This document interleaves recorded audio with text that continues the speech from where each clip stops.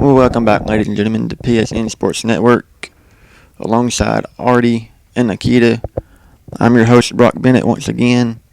And guys, we are a little over halfway done with the college football bowl season. We're getting down to some of the better bowl games, I guess you could say, to round out the final year of college football. And guys, before we get into things right here, just sort of talk about some of the upcoming games we've got going on this week, tomorrow, and the semifinal games between Ohio State and Bama, and Florida State and Oregon. Well, you're getting to that part of the bowl season where it's the conference pride, so to speak. You have, your SEC matchups taking on ACC teams and so on and so forth. And come next year, these games will actually mean a whole lot because some of those conference bragging rights will be up for grabs. Another thing, too, this week we get to see the first ever college football Final Four that's something interesting that we've all been looking for. It's just the building block to a bigger and better playoff system in the future. And with that being said, let's go ahead and make our last few picks here for the college football season. And we got the Outback Bowl between the Auburn Tigers and the Wisconsin Badgers. You got Wisconsin coming off a bad conference loss to Ohio State, one of the Final Four teams in the inaugural college football playoffs this year. And Nikita, Auburn, Wisconsin. Auburn relies a lot on their running game. Wisconsin, they rely on Melvin Gordon. He was a Heisman finalist. He came in second to Mariota, who won the Heisman this year. And just talk a little bit about him and who you have to win the ball game. Well, when it comes to Wisconsin football, you automatically think run, get downhill fast, big, nasty blockers, opening up lanes for quick, lightning fast running backs. The only thing is this Wisconsin team is not that Wisconsin team of old. They went against a really good Ohio State team. They got blown out by a third-string quarterback that just embarrassed their defense. But on the other hand, Auburn also, their last game, got embarrassed by a really good offense in Alabama, who is also in the playoffs this year. So you got two teams that's trying to come off big losses to pretty big rivals there in their respective conferences. But already we had talked about that if Nick Marshall can get going and if he can get to throwing the ball and get in a rhythm, that Wisconsin's D is probably in a lot of trouble. Well, as you said about Cardale Jones being able to carve him up, Nick Marshall's going to have that same opportunity. Can he, throw it accurate enough to do that? That I don't know. He's been, very shaky all year throwing the football, but he's also got that ability to hurt you with his legs and those zone reads and things like that. And one note about the passing game actually going into this thing is Duke Williams is actually out. So that's going to hurt that ability to throw the football. Well, even though Auburn has a really prolific offense, they have Sammy Coates, who's a really good receiver, and they have some running backs that are really good.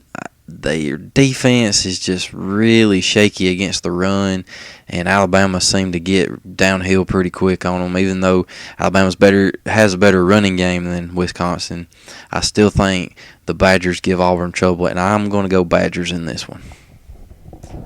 Well, not so fast. Auburn is, as you say, can really run the ball well, and that seems to be the Achilles heel of Wisconsin. So if, Artis Payne gets rolling, the Badgers could be in some serious trouble. But I expect this thing to be back and forth. I expect to be a lot of points. You got two bad defenses and two good running games. And so it's going to be, I think a shootout. But I actually like Malzahn and company to get the W. And going to the Goodyear Cotton Bowl. Over the years, Cotton Bowl, it's been one of the classic bowl games of college football. And this year, it's a matchup between Michigan State and Baylor. You've got a Michigan State team who thrives on defense. You got a Baylor team who thrives on offense, and Bryce Petty, who is probably the best quarterback in the Big 12, if not one of the best quarterbacks in college football. Baylor, they're ranked 5th. They thought they sort of got robbed. Should have been, in one of the top spots to get in the first ever playoffs this year.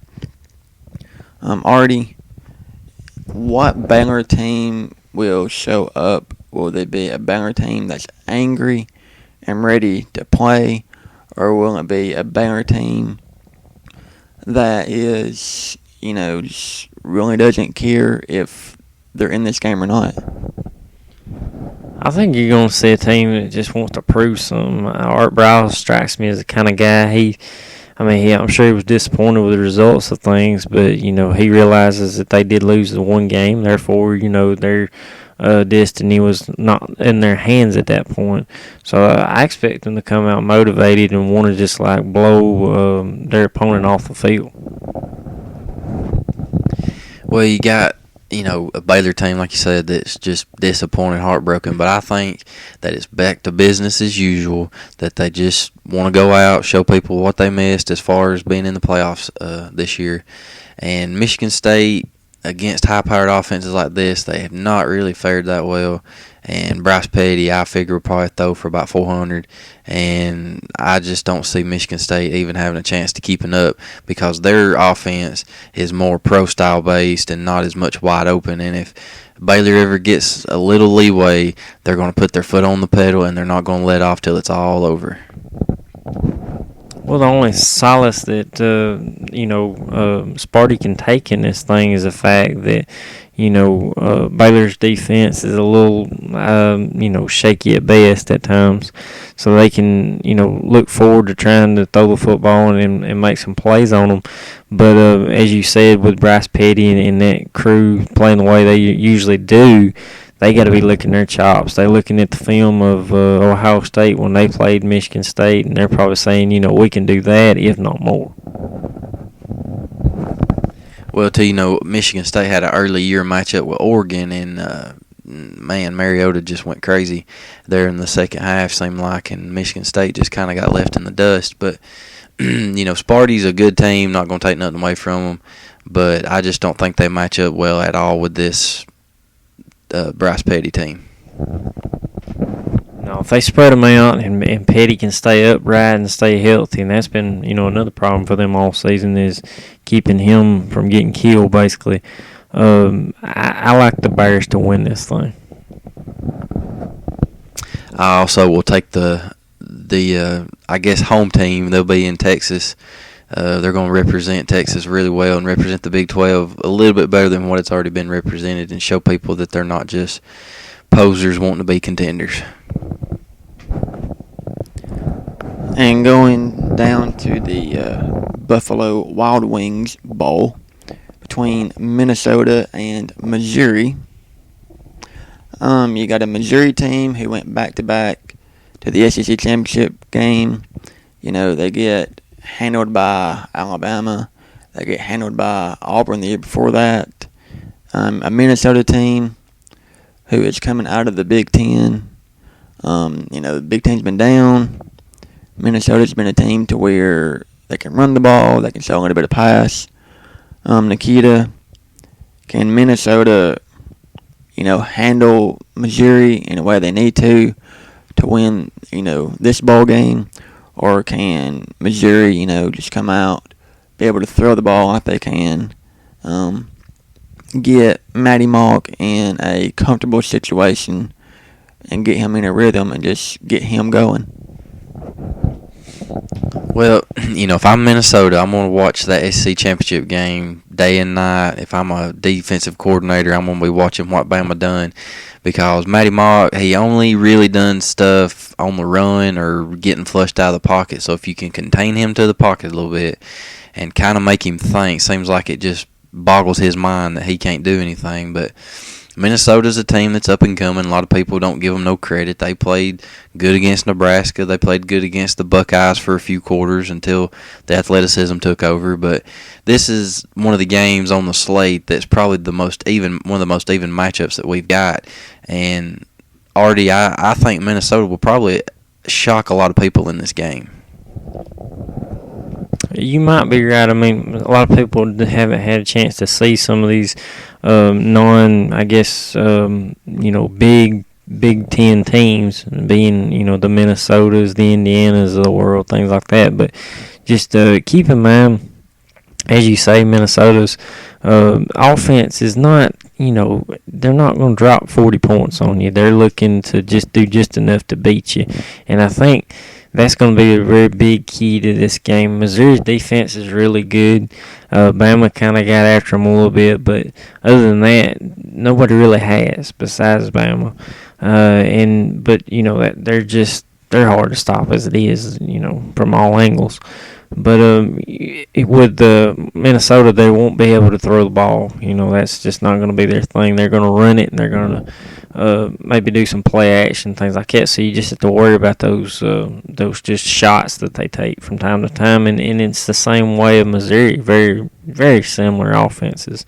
Matty Malk, he's going to throw that deep ball ever so often, but they're not going to just consistently try to throw the ball over the middle. They're looking to run it and just not make mistakes. Well, and the Big Ten, to me, it's the next closest thing to the physicality of the SEC has to offer as far as defensively and offensively running the ball. But this is a Minnesota team, like you said, that likes to run the ball, like they used to when Moroni was there at running back, and then they played Bama that year. I think it was his senior year in the Music City Bowl, and, man, they just made Bama look very bad and got that running game going downhill. So it might shock a few people, but I'm going to pull for the Golden Gophers in this one and give them the nod. Well, my pick it's based upon, I guess, being burned several times by Missouri.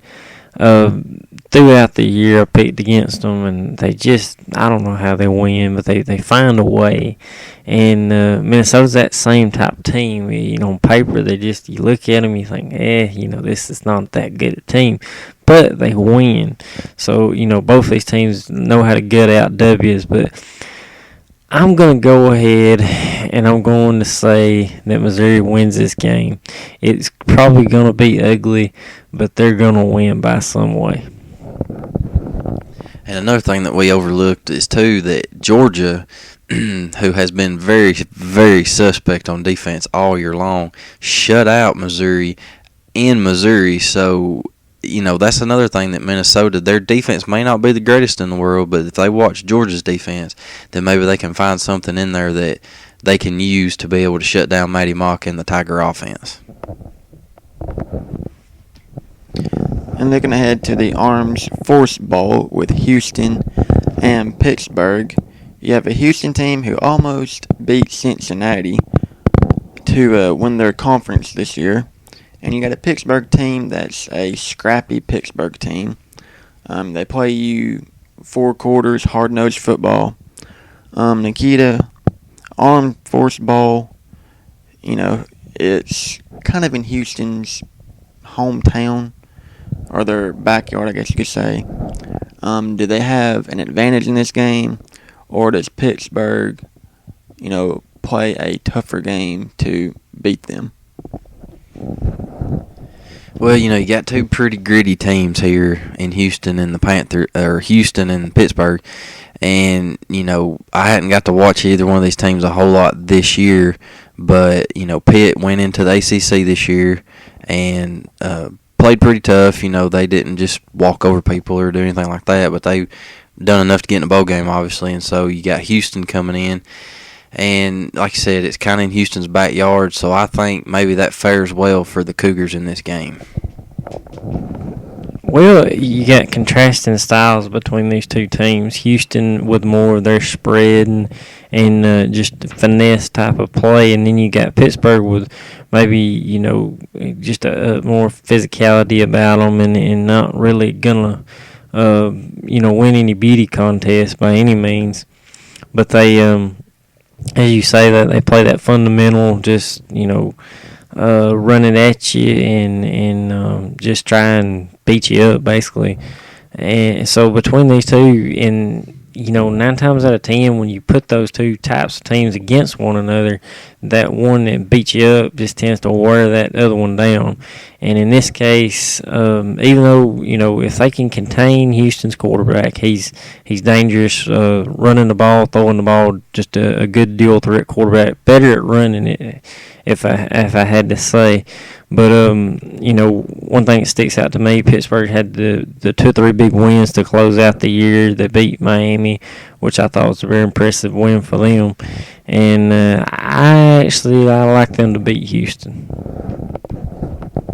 Yeah, I'm on the same page with you there. I like the physicality of this Panther team and the way they like to get downhill and get in your face. And, more than likely they're going to play up on the receivers and press and try to get a safety or two over the top to try to help with the deep balls and stuff. So I think Pitt, I don't think it'll be, just a manhandle game like 40-0 or anything, but I believe it'll be pretty even and the physicality takes over, and then Pitt just kind of pulls away there in the fourth quarter.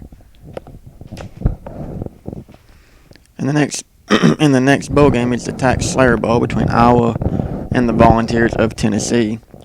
And you got an Iowa team who their schedule was, I guess, favorable, but not favorable to them.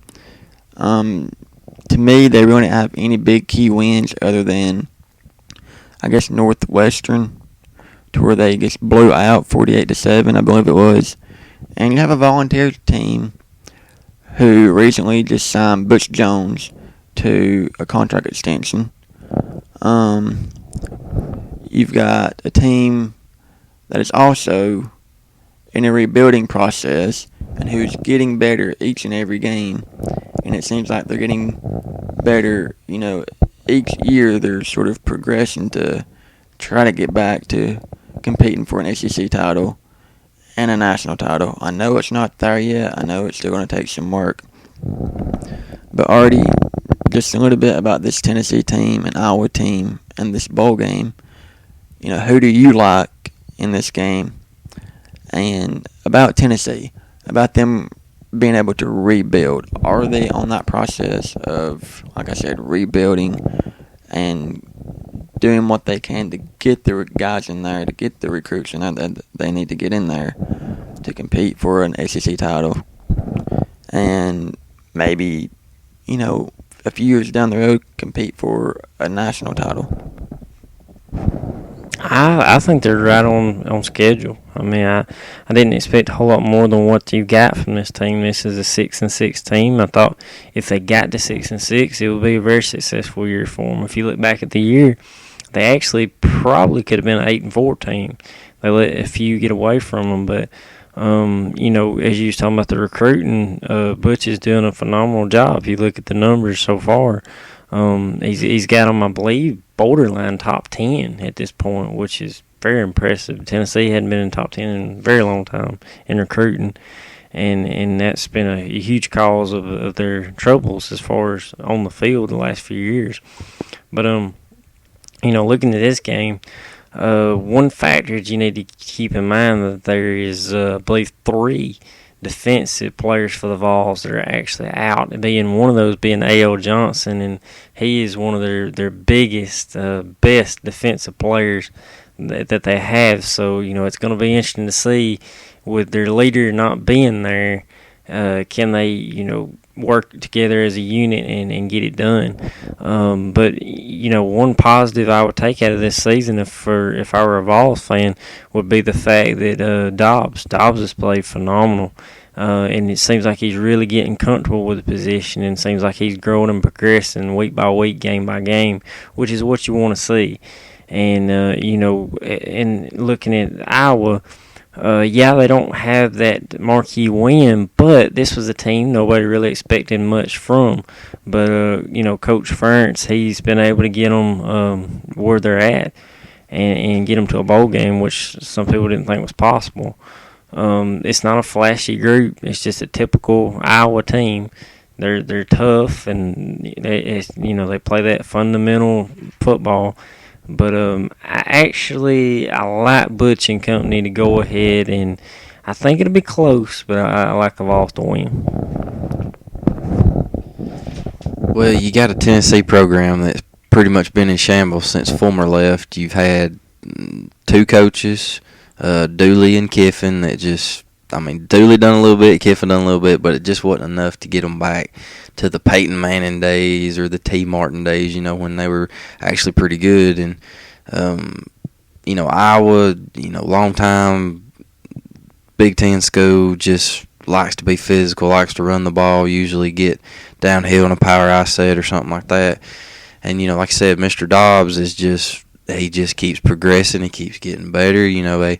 Their starter got hurt first few games of the season, and then they just had a quarterback battle, and then Dobbs finally pulled away and got in there. But I'm like you. I like Tennessee. Butch is a really good coach. He done a lot of good things in Cincinnati and had them going. He got them to a BCS bowl game. Tennessee's on the track, I believe, to being the SEC East powerhouse that they once was and getting back into the SEC championship picture. But even though I was going to give them a hard game and it's going to be a physical game, I can promise you that. I like Tennessee to pull out and get the win.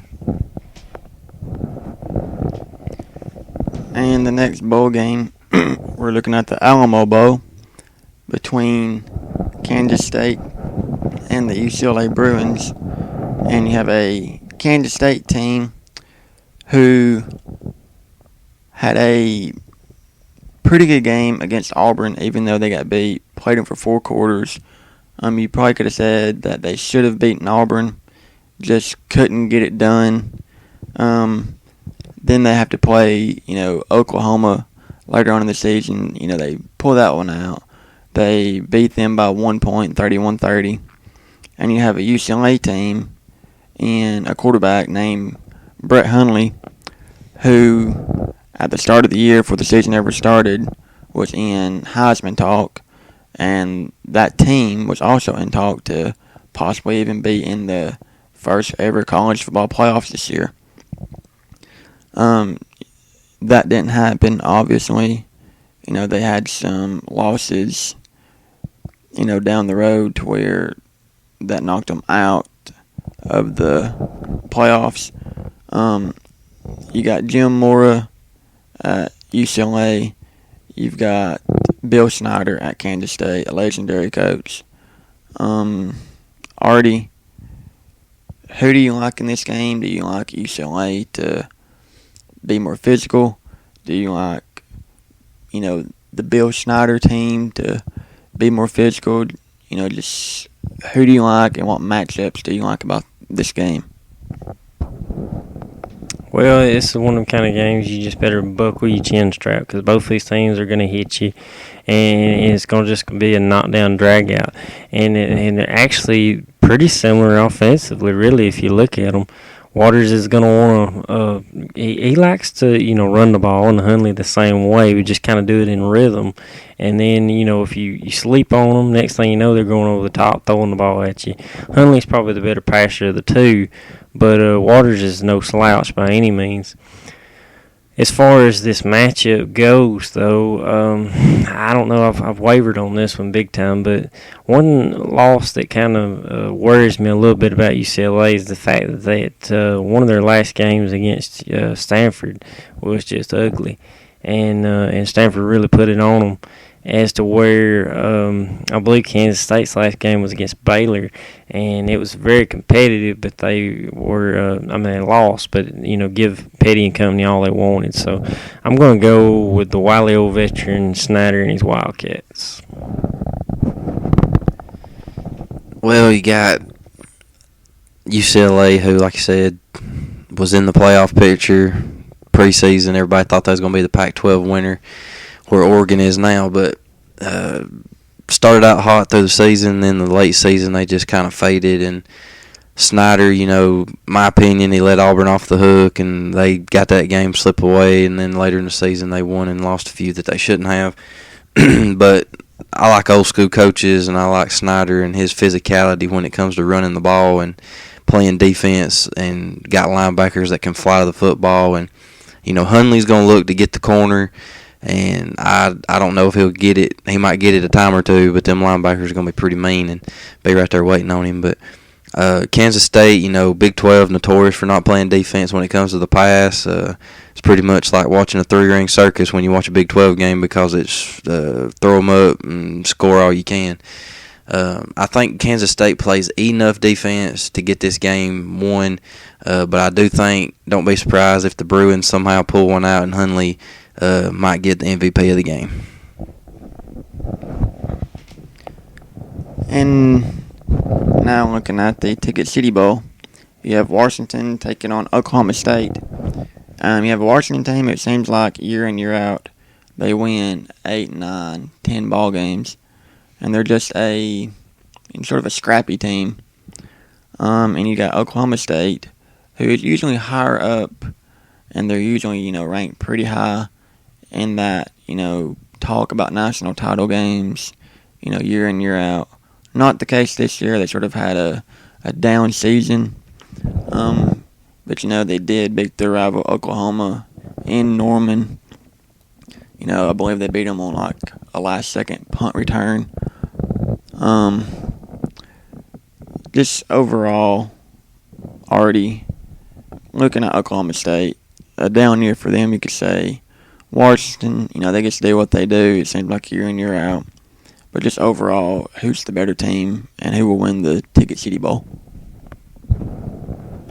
Well, you definitely could call this the disappointment bowl, because both these schools, Washington was looking to, get Peterson and be in the hunt to win the Pac-12, which just didn't happen. They had a lot of close losses, but, there were losses, and that definitely can take you out of the race. In the same way with Oklahoma State. Oklahoma State's used to being just right there at the cusp of winning the Big 12 every single season, but this year it's just been, injuries, you name it, it's happened to them this year. Turning the ball over constantly, just erratic quarterback play, it's just killed them. And this is another one of those games I wavered on. I went back and forth. But I don't know. I kind of like the fact that the Huskies are able to play, mistake-free for the most part. And, had a nice close, won, I believe, 2 or 3 to close their season. So, actually, I think I'm going to go with the Huskies on this one. Well, both teams have been known to have some high-powered offense, but there's no Keith Price in Washington. There's no Bishop Sankey. There's no Whedon. There's no Des Bryant in Oklahoma State. So you got, a few unknown people that, not a lot of people knows anything about. But, Oklahoma State coming, I think they won like their last 3 out of 4 to make it 6-6 on the season. And like Brock said, they beat their rival Oklahoma in a barn burner of a ball game. And then Washington just kind of slowly been cruising this year, picking up the wins necessary to make it to a bowl game. But I'm like my counterpart here. I like Washington. Sarkisian built a good system there, and before he left to go to USC, and I believe they're still using pretty much what he was doing there anyway. So Washington being the more formidable team, I like the Huskies in this one in probably a 5-point or less ball game, because both teams are kind of sloppy on offense and defensively, so it's going to be kind of ugly to start with, but they'll get their momentum going, but I still like the Huskies to win it. And now you have the Birmingham Bowl between East Carolina, the Pirates, and the Gators of Florida. You have a Florida team who will be without their head coach, Will Muschamp, who you could probably argue resigned at the end of the year. He took the defense coordinator job at Auburn not long after that. And Florida brings in Jim McElwain from Colorado State. And then he brings in Doug Nussmeier from Michigan to be his offensive coordinator. and he brings in the defense coordinator from Mississippi State to Florida for next year. So overall, Nikita, looking at this game and then looking ahead maybe a little bit to next year, can Florida rebound, pick up this win in this bowl game, and can they rebound and progress for next year? Well, with the new regime coming in and, the old regime coaching this last game on the way out, it's going to make it hard on these kids to pull out a win. I believe that this East Carolina team is not, nothing too shabby. They're pretty stiff when they want to be. It just depends on which East Carolina team is going to show up. Florida had a few close wins. They got a close win against Tennessee, but Tennessee kind of let them off the hook and give it away. And then somehow they go in and they just run all over Georgia and put up like 400 yards on the ground, and something non-characteristic of this team this year. But all jokes aside, Florida's looking to get back to the Spurrier days of winning national titles and winning SEC championships, and Urban Meyer done the same thing when he was there, and Tebow, and will they be able to do it? I don't know. I don't really know what Michael Wayne's going to bring to the table as far as his head coaching ability. We've seen what he can do at Colorado State in a not weaker conference, but a little bit lessly talented conference, I guess you could say, in a nice way. But East Carolina's going to give them a hard ball game, and I know these kids, but especially the seniors, going to want to go out on top as far as Florida goes. But Artie, I don't know about you, but I kind of like the Pirates in this one. Well, I believe we're going to differ on this one. One thing that really sticks out to me is, you're talking about Florida. This record, it's not very good, and it could have been a lot worse if you look back at the season, because they gutted out some wins. I believe 2 or 3 times they lost won games by maybe 1 or 2 points. As to where, East Carolina, from the other perspective, they got off to a red-hot start. I mean, they were looking like maybe a team that could somehow be, a 10, 11-win team, maybe getting one of the big bowls at large. But, I don't know really what happened to them. They just fell apart. There's just no other way to put it. Offensively, they went from scoring 60-something to down to like 20-something and just could not score in conference play. Quarterback play was just very bizarre, because he was just on fire. Carden was throwing it all over the lot, throwing for 500 yards, 6 touchdowns, this, that, and the other. And then just all of a sudden, it was like he hit a switch, and all of a sudden he couldn't play anymore. And next thing you know, he's fumbling, he's throwing interceptions, just finding different ways to get you beat. And, of course, the defense never was that great to start with, so, you take away that offensive production, you can't win those shootouts anymore. And, therefore, I believe they lost something along the lines of maybe 5 of their last 6 or somewhere in that ballpark. So just a total collapse. So they're probably just looking to end this season. As to where the Gators, they're trying to, send that Will Muschamp regime out on a good note. And the defense, I believe, can get after Carden just enough to keep them under control. And maybe Matt Jones and the other running back can get things going enough to squeak out another win for the Gators. And here you have the GoDaddy.com bowl between Toledo and Arkansas State. And already Toledo, Arkansas State, both of these schools, they're Division I, but yet they're a little Division I school. They can play just about anybody, and they play them tough, no matter who it is, it seems like. Both these teams, to be a little Division I school, they're talented. They have, playmakers. Arkansas State, they're good year in, year out, and so is Toledo. Just talk about, these two little schools and what they mean to be able to, go to a bowl game to where, sometimes it doesn't work out that way because they schedule these bigger opponents, can't get over the hump and the wins they need to get to go bowling. So let's talk a little bit about, Toledo and Arkansas State and who you like in this game and just what it means to these two schools to make it to a bowl game. Well, I mean, looking at these two teams, as you say, very similar as far as wins year in, year out. With Arkansas State, they've been through, I believe, 3 or 4 coaches. They all, they win there and then they move on to bigger and better things. As to where Toledo, Coach Campbell, he's done a phenomenal job with them, just getting them back to where they once were.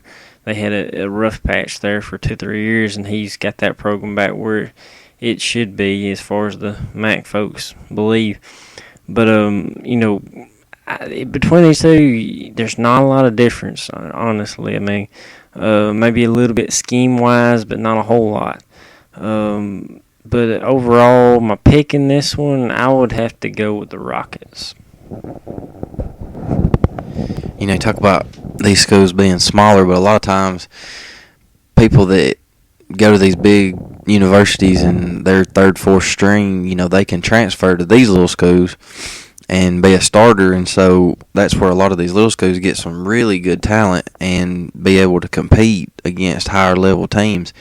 And Toledo, I know they had one quarterback that left Alabama, went there, and then Arkansas State, they've got running backs and defensive people from all over. So not necessarily 5-star recruits, but a bunch of good 3 and 4 stars. So expect a really good lower level ball game. Probably mid-scoring range, the 30s to 40s range there. Not a lot of defense from these two schools, but I also like Toledo in the fact that they like to run a lot of trick plays, speed sweep, stuff like that, enough to keep Arkansas State off balance. So I'm going to go Rockets as well. And guys, now looking at the big picture here, the college football playoff. You've got the first ever college football playoff in the Rose Bowl game, the 101st Rose Bowl game, between the Oregon Ducks and Heisman Trophy winner Marcus Mariota going up against the Florida State Seminoles and last year's Heisman Trophy winner in Jameis Winston. And Nikita, you've got an Oregon State team that early in the year gets beat at home by an Arizona team.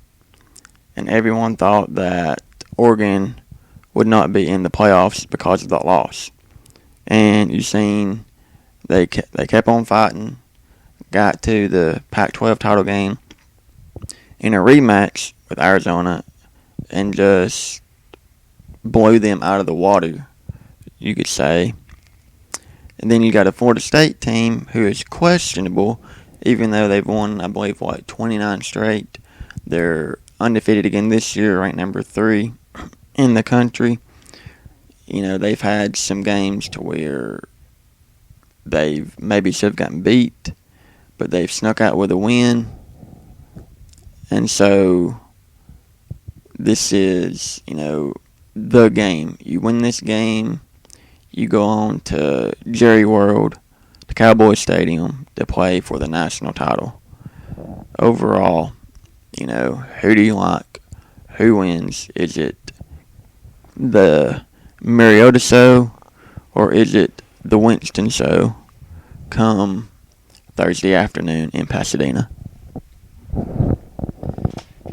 Well, it being at the Rose Bowl, that's pure Pac-12 country. So Oregon faithful will be the dominant fans in the stands. But like I say, Oregon, they lost early in the year, and man, it just dashed their hopes. But lo and behold, the skies opened up, and all these teams started dropping left and right, and here they are in the Final Four. And Florida State, somehow, I don't know how, put together an undefeated season amid a lot of controversy on the field, off the field, questionable calls at the end of games. quarterback controversy off the field. Will they be able to overcome it? I don't know. It's hard to pick against them because all they do is win, to quote Skip Bayless there. Somehow they find a way to win, but Oregon is so talented offensively, and Florida State defense kind of suspect at times. Georgia Tech give them a hard game, Notre Dame give them a hard game. Just about every other team in the ACC give them a hard time this year. But Artie, you look at the quarterback matchup just purely based on that, and like Brock said, 2 Heisman Trophy winners. It's going to be a pretty good head-to-head battle here. Well, one thought about that is, will we see the Jameis of last year that played so well and has played well in the big moments this year, the whole game, or will we see the Jameis that just kind of sleepwalks through the first 3 quarters and then tries to pull it out at the end? Well, if he does that, then I can just about assure you that Oregon will not wait on him and take advantage of those 3 quarters that he's asleep and run up about 50 on him, because the defense for Florida State's really going to have to play some ball. They're going to have to play tight on the corners, and the safeties are going to have to really work over the top to help downfield, because you cover the deep ball, and lo and behold, Mariota opens up a hole, and he's down the yard for about 50. So, the closest thing they've seen to Mariota this year is the kid from Georgia Tech. I think he's Thomas is his name. He's probably the closest thing that they've seen as far as a pure dual threat quarterback. But it's a different kind of offense when it comes to the Ducks. They're pure spread.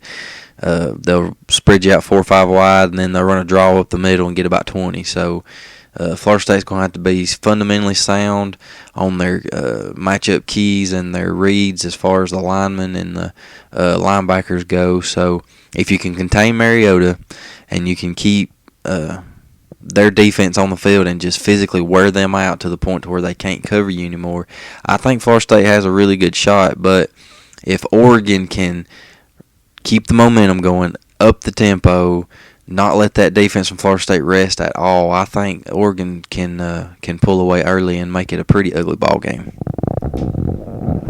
Well, keep in mind, as you were talking about Thomas, able to run the ball just like Mariota was able to, but Thomas wasn't able to make those throws that were needed to actually beat Florida State. In my opinion, Mariota will be able to make those and then some. The guy is very accurate throwing the ball, and same way if you look back even further in the season to Murphy with Boston College, he was the same way, able to hurt you with his legs, but wasn't able to completely really give him matchup troubles throwing the ball. Mariota will be that guy that can do that. And on the other side of things, one thing that it kind of worries me about the Ducks a little bit is their offensive line. It's been banged up and whatever all season long, really. They've played, several different people just trying to find that perfect combo. So if they have trouble blocking and Mariota gets in trouble, those Seminole defensive linemen, who are usually pretty big and quick, could get all up in his grill, and if that's the case, the Ducks could struggle. So the one guy that really sticks out to me, I think, is being overlooked in this whole looking at this game, is the running back Freeman. He needs to just be able to give the Ducks enough of a running game to just make them respect it. If he can do that, the Ducks should win this thing. So, are you going to pick the Ducks or the Seminoles? Well, it's extremely difficult to pick a team or pick against a team that's won 29 games in a row or whatever it is. And as we've already said, 13 games this year, they've won 7 of those by 6 points or less, which is just, to me, that's playing with fire way too often.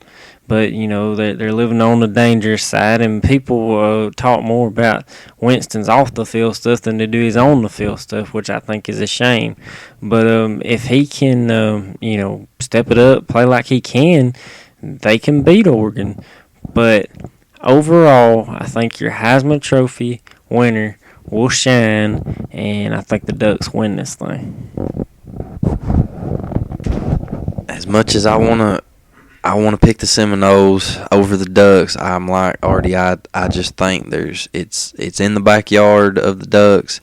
The Pac-12 faithful are going to be out and about, and I think Mariota's just too much for this defense to handle. So I also will pick the Big O Oregon Ducks.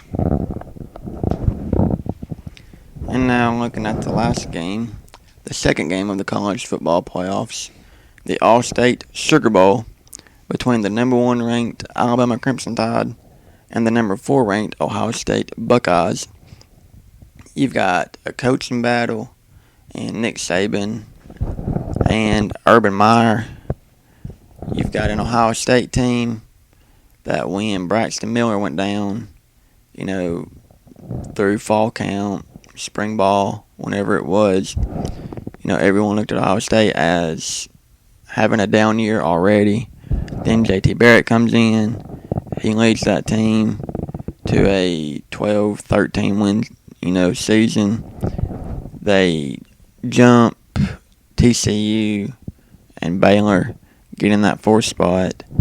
Now they're down in New Orleans getting ready to try to beat a Bama team who, has won 13 games, only lost coming back in October to a red-hot, it seemed like, Ole Miss team. And that one loss for, Alabama sort of changed their mindset. It sort of set them back to reality, it seemed like. And after that one loss, it just seemed like everything started, clicking again. So, with that being said, you've also got, for Bama, you've got Amari Cooper, Heisman finalist. Some people say that, he should have won the Heisman Trophy, should have been the second player to win it for Alabama. But he didn't. He finished third behind Gordon and Mariota. So, already looking at this game, it should be, a thrilling ball game, in my opinion. Two great head coaches going at it. They've battled when Meyer was in the SEC at Florida. So looking at this game, Meyer's going to have some tricks up his sleeve. You could think that Saban is going to keep it simple. Who knows? He might tell, Kiffin, hey, I'm taking the handcuffs off of you. Have at it. Tell Kirby Smart, defense coordinator, do what you need to do to, get our defense off the field, put our offense back on the field, and let us go to work and us move on, to Dallas and move into the national title game. So, Artie, who do you like? And, the coaching battle, talk about it and what it means to the coaching rival of both of them. Well, these two guys, I think they make their money in preparation. It's not necessarily the in-game adjustments, but it's the way they prepare their kids and the game plans that they set forth to execute. With Urban, a great football mind as far as offensive ability. He's done that, at Utah, done it at Bowling Green, done it at Florida, and now he's doing it again at Ohio State, and has done a phenomenal job using 3 different quarterbacks pretty much, if you count Miller going out in fall camp to get here, which is just unheard of. And it just seems like whoever he puts in that position, he's, totally got him prepared to play. And then you got Saban with bringing in Kiffin. Everybody thought that was a bad move, which, he's made them kind of look stupid at this point because Kiffin's been phenomenal and just give Bama a whole new look and a whole new just explosiveness, which I've never seen from Alabama. But overall in this matchup, one thing that really sticks out to me, if Ohio State wants to win this game, Joey Bosa has got to play out of his mind as far as stopping the run. Overall, though, some people might say Ohio State was able to, hem up Gordon in that other game, so therefore they'll be able to hem up Henry and Yeldon and all the other backs. But I don't see it happening because just the fact of with Wisconsin, they didn't have the ability to throw the ball. If Bama wants to and they hit that point where they can't run the ball, they will just get Cooper going and throw it all over the lot. And therefore, they'll have to, get out of stuff in the box as they did against Wisconsin. And it should give Bama a lot of opportunities to be able to move the ball.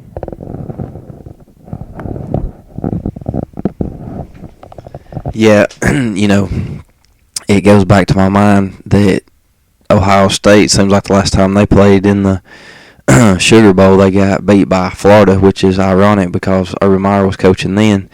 And the last time Alabama played a national title game in the Sugar Bowl, they manhandled LSU and shut them out. So it'll be interesting to see how these two longtime coaches prepare for one another once again. So, like Brock said, that Amari Cooper, the best wide receiver in the country right now. He's red hot.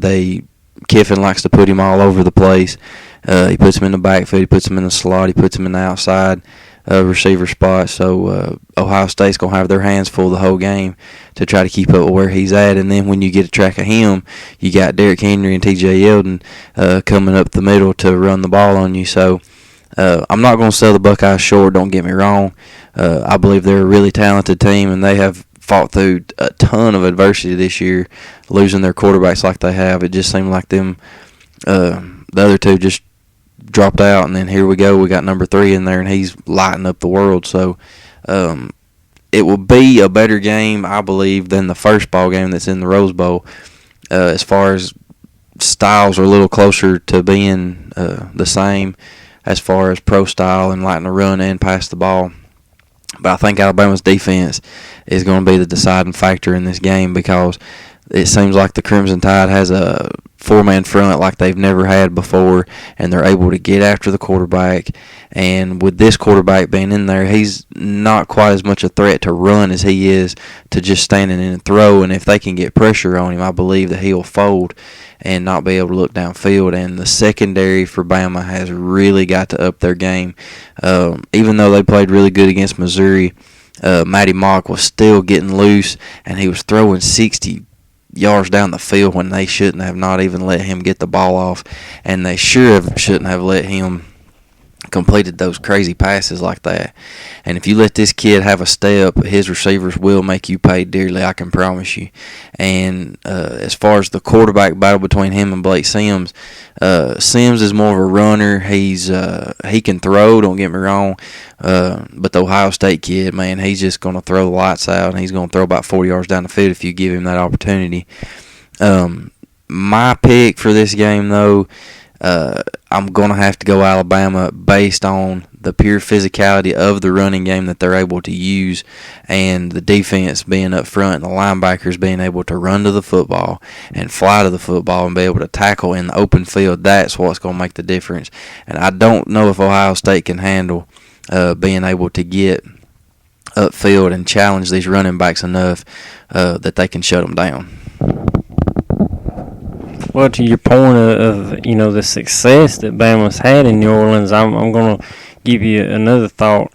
They also lost the Sugar Bowl to Utah a few years ago, and they also lost this past year to Oklahoma. So, it's kind of been it's a love-hate relationship with New Orleans, and we shall see how that turns out. And another thought, though, as far as Ohio State's offense goes, to me, this is not a team that can run the ball at will as they did last year. You lose Hyde after last year, and I believe also lost Boom Herron too. They got some decent running backs now, but I don't think they're as good as that group as they had last year. And I expect Bama to stuff the box and make this kid beat them. And you go up against a Nick Saban coached, with his blitz packages and things like that, they're going to confuse this kid, and I expect Bama to win it. It's not going to be a blowout, but I think Bama wins it maybe by about 14. I think, the first half is going to be what I call the filling out process. Teams that are not familiar with one another, they usually have at least 2 quarters, maybe even 3, that they go toe-to-toe and try to get the feel for what the other one's going to do. But when it comes to the fourth quarter, Bama showed it over and over this year. Seems like they play sloppy for a couple of quarters, and then they get their heads on straight, and they come through in the second half. And I believe that, I'm not going to say they dominate Ohio State in the fourth quarter, but I believe they do enough to get the win and carry on into the national title game. And there you have it for Nikita and Artie's bowl picks and their analysis on the games ahead. And just tune in with us again next week to find out who makes it to the national championship game between these 4, outstanding schools. We'll have that preview show for you next week. But for all in all, everyone have a happy new year. Be safe,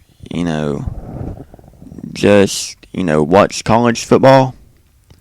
And we will see you back here next week from PSN Sports Network.